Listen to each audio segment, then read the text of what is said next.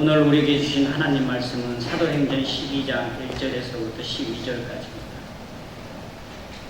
제가 분독해 드리겠습니다.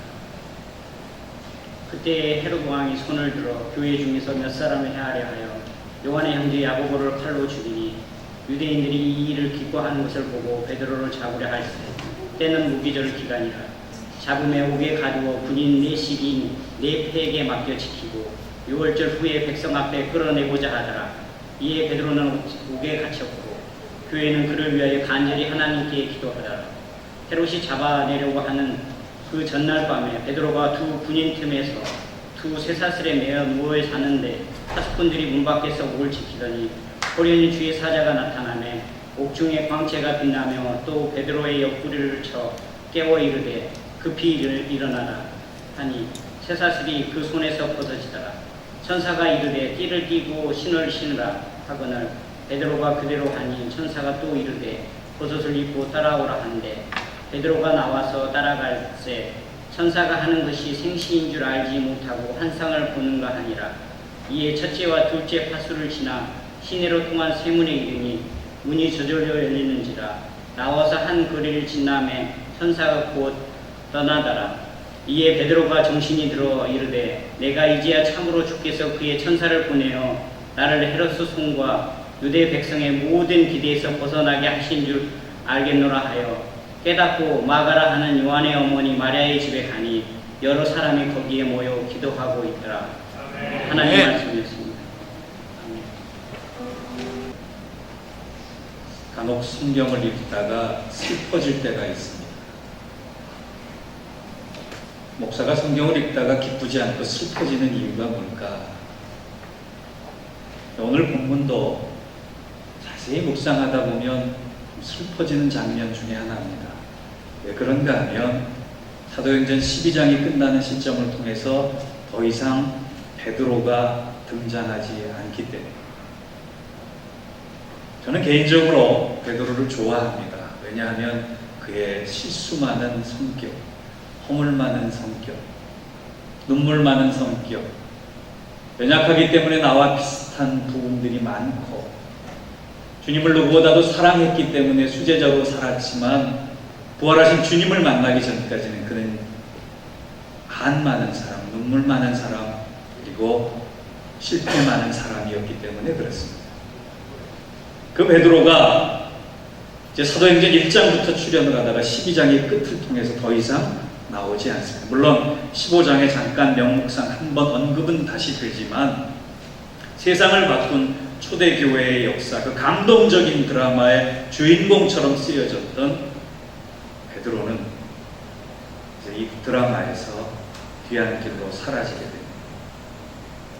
그래서 베드로를 생각하면 좀 슬퍼지는 거예요. 또 한 가지 하나님께서는 12장을 통해서 사라지게 하는 한 교회가 있는데 그 교회 이름이 예루살렘 교회. 처음의 교회였고 모범이 되는 교회였고 사도행전 2장을 통해서 가장 이상적인 교회가 세상에 있을 수 있구나라고 하는 희망을 던져준 그 교회, 떡을 떼고 교제하고 기도하기를 전혀 힘써서 말씀 속에서 하나가 되고 신분을 뛰어넘어서 사랑할 수 있는 그 교회, 그 교회가 역사의 뒤안길로 사라지는 것을 보고 저는 조금 슬퍼졌다라고 합니다. 그런데 하나님은 제게 그 슬픔을 슬픔으로 끝나게 하지 않으셨어요. 그 위대한 사도 베드로가 사라지면서 그 이상적인 교회 예루살렘 교회가 사라지면서 마지막 모습을 어떻게 보여주느냐를 저에게 강렬하게 남겨주셨기 때문에 슬픔을 이길 수 있게 되는 것. 여러분, 베드로의 마지막 모습이 성경에 어떻게 기록되는지 아세요? 그 아름답고 복된 예루살렘 교회가 마지막 어떤 모습으로 사라졌는지 아세요? 그것은 다름 아닌 기도하는 모습을 보였다라고 하는 것입니다. 여러분 인생의 마지막을 어떤 모습을 보이고 싶어요? 저는 목회를 배우고 목회를 하는 동안에 기억에 남는 성도들이 몇 분이 계세요. 어느 한 분은 걸음을 잘 못 걸었던 산골 동네에 사는 집사님 한 분이셨는데, 그분의 소원은 주일날 한번 자유롭게 걸어서 주회전에 나와서 예배를 마음껏 드리고, 육신이 약한지라 제가 빠지는 날에는 꼭 신방을 갑니다. 신방을 가면 천연병 부목사인 저에게 꼭 해주시는 선물이 하나 있어요. 그토록 가난하셨음에도 불구하고 1,000원짜리 하나 꼬깃꼬깃 적어서, 목사님 닭가스 사드세요. 그분의 1,000원짜리가 고마워서가 아니라 그분의 소원은 항상, 하나님, 제가 이 연약함 가운데 새벽기도 재단을 쌓을 수 없으니 기도하는 가운데 하나님의 부르심을 받게 해달라는 거였어요. 하나님 그 소원을 들어주셨습니다. 어느 겨울날 그분은 교회 나올 수 없어서 그 새벽 시간에 맞춰서 밥상을 피고 밥상 앞에 머리를 조아리고 기도하다가 하나님의 부르심을 받았어요. 그 집사님의 마지막 모습은 모두에게 신앙적 교훈이 됐습니다. 아, 인생이 이렇게 아름다울 수 있구나. 인생이 가진 것 때문에 행복한 것이 아니라, 인생에 누릴 것이 행복한 것이 아니라, 하나님의 소원을 가진 사람이 얼마나 행복한 모습으로 인생의 마지막을 견딜 수 있는가. 오늘 베드로가 그렇습니다. 오늘 예루살렘 교회가 그렇습니다. 운명이 다한 것 같지만 그 마지막의 모습은 강렬한 것이었습니다. 기도하는 모습으로 사라졌다는 거예요. 그 기도가 유산이 돼서 초대교회의 기도가 사라지지 않았고, 그 베드로의 기도가 마지막이 돼서 모든 일을 살리는 기도의 전통이 교회의 역사 가운데 생겼다. 여러분, 왜 베드로는 마지막을 기도로 마무리했을까요? 왜 예루살렘 교회는 기도로 마지막을 장식했을까요? 그 이유가 본문에 나옵니다. 그것은 다름 아닌 하나님의 일을 하는데 기도만큼 위대한 방법은 없기 때문입니다. 그것이 오늘 본문의 첫 번째 교훈이에요. 하나님의 일을 하는데 기도만큼 위대한 방법은 없는 것입니다. 여러분, 하나님의 위대한 일을 꿈꾸십니까? 하나님의 위대한 일을 소원하십니까? 하나님의 일을 하시길 원하십니까? 기도부터 시작하십시오. 1절과 2절을 보겠습니다. 그때에 헤로드 왕이 손을 들어 교회 중에 몇 사람을 헤아려 하여 요한의 형제 야고보를 칼로 죽이니, 지금 왕성하게 뻗어나가야 될 교회의 역사 가운데 잘 돼도 시원치 않을 판에 예루살렘 교회의 위기가 닥쳤습니다. 어떻게 보면 가장 큰 위기라고 말할 수 있습니다. 교회의 지도자인 야고보가 순교하게 되고 베드로가 잡혀서 옥에 갇히게 됐습니다. 지도자가 없기 때문에, 구심점이 없기 때문에, 뭔가 중심이 없기 때문에 사람들은 흩어질 수밖에 없었을 거라고 생각을 합니다. 그것을 헤롯이 노렸습니다. 그런데 그 상황에 교회가 무엇을 시작했는지 5절에 아주 자세하게 기록되어 있습니다. 강렬하게 기록되어 있습니다. 5절을 같이 읽겠습니다. 시작. 이에 베드로는 옥에 갇혔고 교회는 그를 위하여 간절히 하나님께 기도하였다. 그 어려운 상황에 감당할 수 없는 그 문제 앞에 그들이 시작한 건 다른 것이 아니라 기도입니다. 낙담하지 않았습니다. 절망하지 않았습니다. 좌절하지 않았습니다. 한숨 쉬지 않았습니다. 감당할 수 없는 고난이 내 앞에 펼쳐질 때 그들이 가장 먼저 시작한 건 기도였다.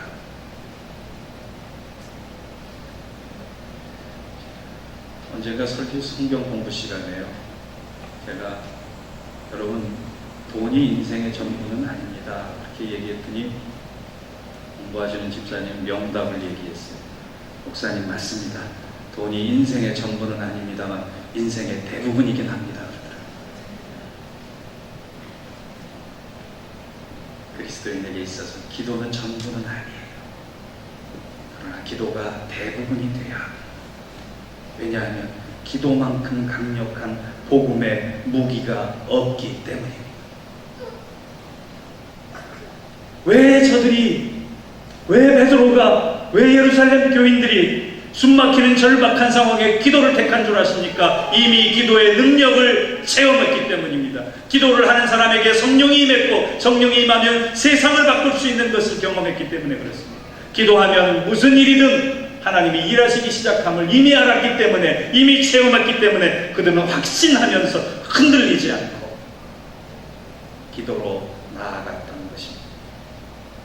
기도 교과서라고 하는 책이 있는데 그 중에 이런 기도 중에 우리가 잊지 말 것 4가지가 있다, 이렇게 기록되어 있었어요.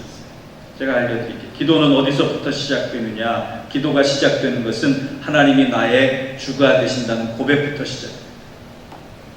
두 번째, 기도하는 과정에 어떤 일이 일어나느냐? 하나님께서 내 삶을 책임져 주신다. 기도는 나의 삶의 주인이 하나님이시다부터 시작해서 기도하기 시작하면 하나님께서 내 삶을 책임지신다는 것까지 일어나는 것이고, 세 번째, 기도하는 사람들이 그 과정에서 갖는 확신이 뭐냐? 하나님이 나의 기도를 기억하고 계신다. 여러분들의 기도는 여러분들이 드리고 잊어버릴 수 있어요. 그러나 하나님은 기억하세요. 마지막 네 번째, 기도의 결과는 뭐냐? 내가 원하는 것보다 더 선한 것으로 하나님은 마무리 지어 주신다. 제가 지난 수요일 날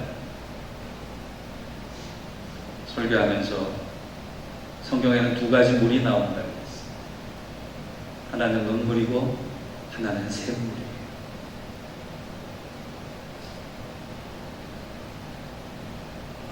샘물은 은혜입니다. 샘물은 하나님의 축복이에요. 샘물은 하나님의 사랑입니다. 그런데 이 샘물이 내 것이 되기까지 우리는 눈물을 먼저 흘려야 합니다. 눈물 다음에 샘물이 허락되는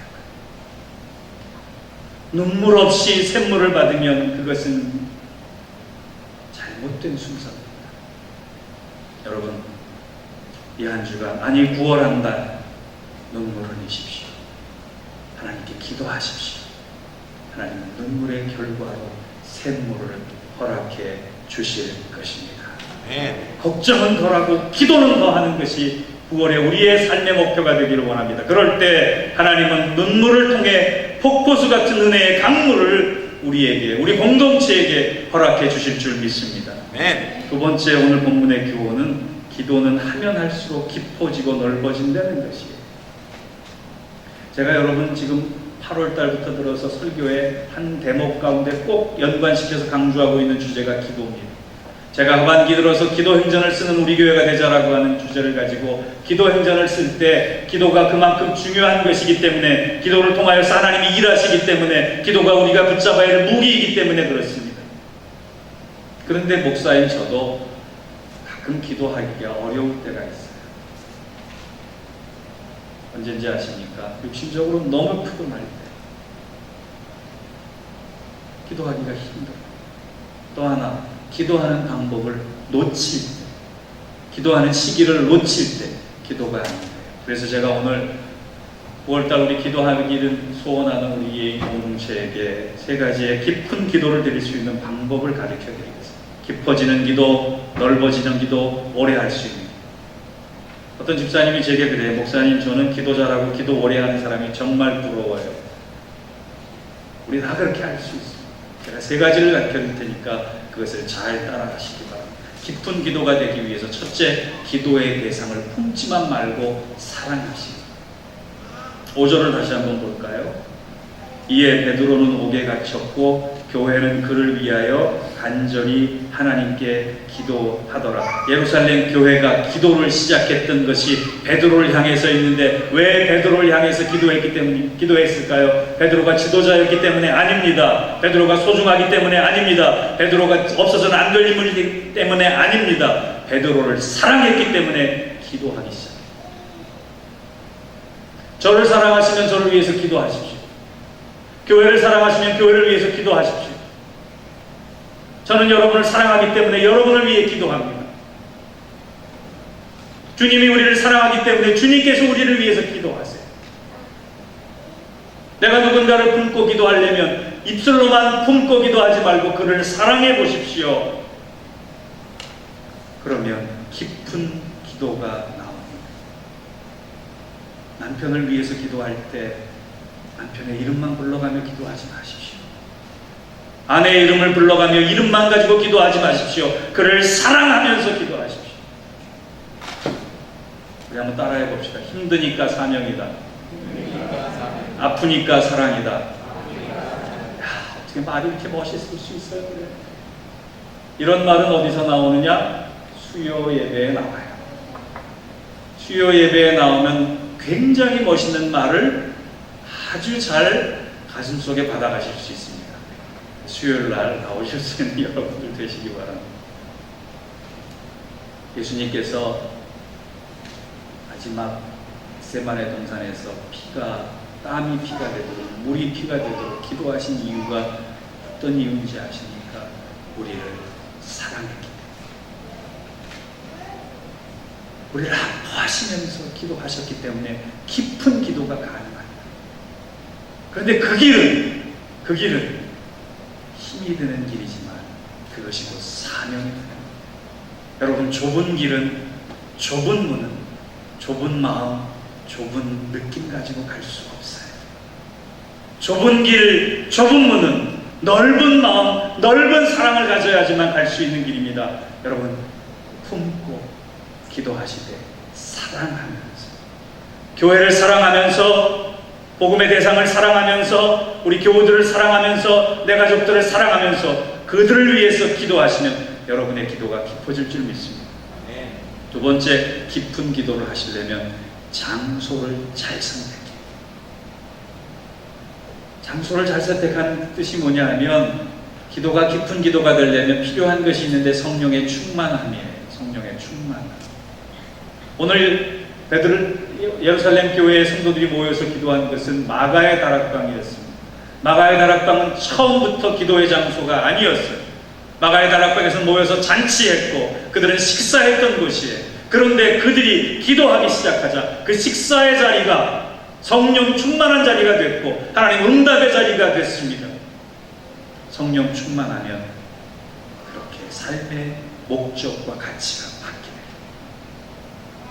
여러분의 일터를, 여러분의 장소를, 여러분의 삶의 현장을 기도의 장소로 바꾸기 위해서 소원해 보십시오. 노력해 보십시오. 하나님께서 성령을 그 자리에 허락해 주실 것입니다. 요한의 어머니의 마리아가 소유가 많아서 자기의 집을 교회로 제공한 그 마가의 다락방, 아무것도 아닌 건물 같았지만 성령이 임하는 순간에 그곳에는 깊은 기도가 있었고 그 깊은 기도를 통해 세상을 바꿀 수 있는 역사의 시작이 됐습니다. 빌리 그레이엄 목사님이 이런 얘기를 했어요. 내가 유일하게 응답받지 못하는 곳이 있었는데 그곳은 다름 아닌 골프장이었다. 골프장에 가서 아무리 기도해도 빌리 그레이엄 목사님도 응답받지 못했대요. 장소가 얼마나 중요한 것인지 여실히 증명되는 이야기입니다. 여러분, 그래서 교회 나와서 기도하기를 원합니다. 집에서 기도하기가 어렵잖아요. 일터에서 기도하기가 어렵잖아요. 구별된 장소에서 성령의 임재, 성령의 영광, 성령의 능력이 임하는 그 현장에 나와서 기도할 때 여러분의 삶이 달라지는 겁니다. 9월 한 달 수요 예배 새벽기도 많이 나오셔서 기도하시기 바랍니다. 그럴 때 그 여러분의 서 있는 자리가 은혜의 자리가 될 줄 믿습니다. 마지막 세 번째, 기도할 때 깊은 기도를 하시려면 혼자 기도하는 것이 아니라 함께 기도해야 돼요. 함께 기도. 베드로만 따로 기도했고 각자의 집에, 저들은 예루살렘 교인들이 각자의 집에서 따로 기도하지 않았습니다. 저들은 모여서 기도했습니다. 여러분, 혼자 기도하는 것이 쉬운 것 같지요? 아닙니다. 어렵습니다. 아무리 제자들이라도 혼자서 밤새 기도할 수 없었습니다. 함께 기도하면 하나님의 능력이 배가 되는 것이고 함께 기도했기 때문에 하나님의 능력이 빨리 임하는 것입니다. 여러분, 우리가 소중하게 느껴야 할 것은 지금 이 자리에 함께 하고 있는 이 예배 드리는 이 교우들이 얼마나 소중한 사람들인지 모릅니다. 왠지 아세요? 함께 기도할 수 있는 사람이 있기 때문에 그래요. 우리가 함께 연합해서 기도하면 놀라운 일이 일어납니다. 우리가 세 사람이 모여서 주의 이름으로 기도하면 그 삼겹살 같은 끈을 아무리 우리를 시기하는 사탄이라도 끊을 수가 없는 거예요.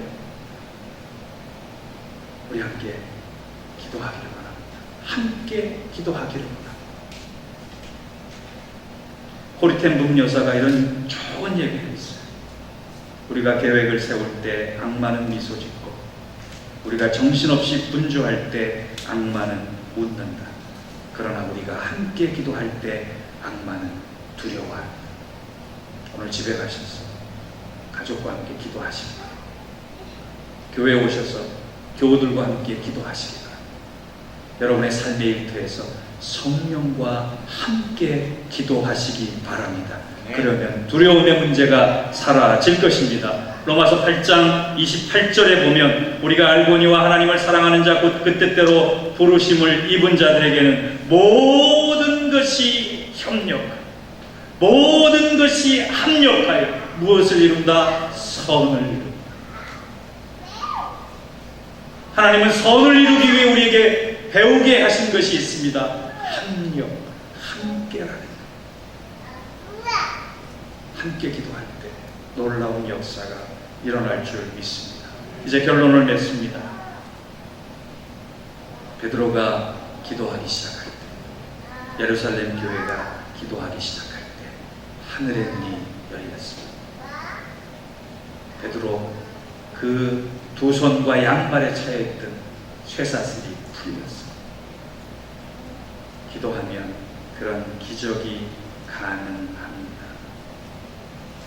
하나님의 일하심 속에 상상할 수 없는 일들이 펼쳐집니다. 11절을 함께 읽고 마칩니다.